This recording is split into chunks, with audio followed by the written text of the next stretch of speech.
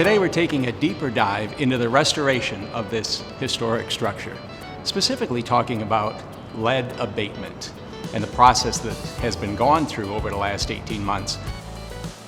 As a reminder, when we started this process, we developed pillars of sustainability around a framework for how to ensure that the mill here in Vicksburg will live on for another century and beyond.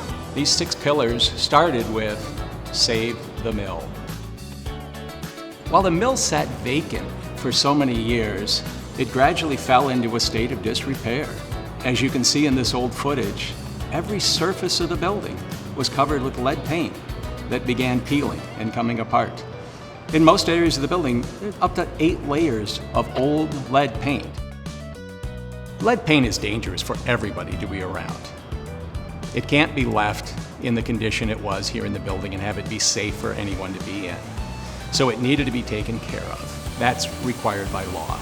There are different ways of doing that. It could be covered up, the building could be torn down, or you could take the approach that Chris did, which resulted in the saving this beautiful building, and that was to completely abate it. Carefully going in a safe way through the work that Frederick Construction and BlasTek did in cleaning up the lead paint, getting it off of all of the exposed surfaces, safely removing it so that the mill can start its life again.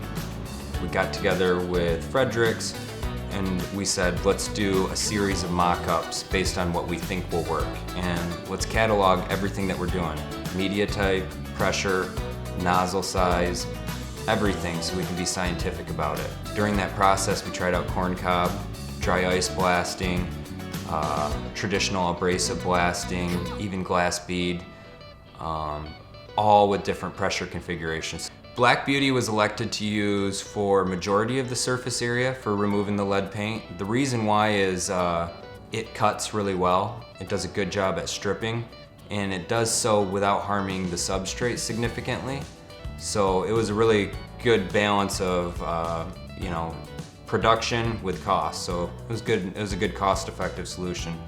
The other consideration is a lot of people would say, why don't you use other medias? But the recyclability of it, because you're mixing it in with a hazardous material, that was one of the challenges and one of the main reasons why we determined to use Black Beauty.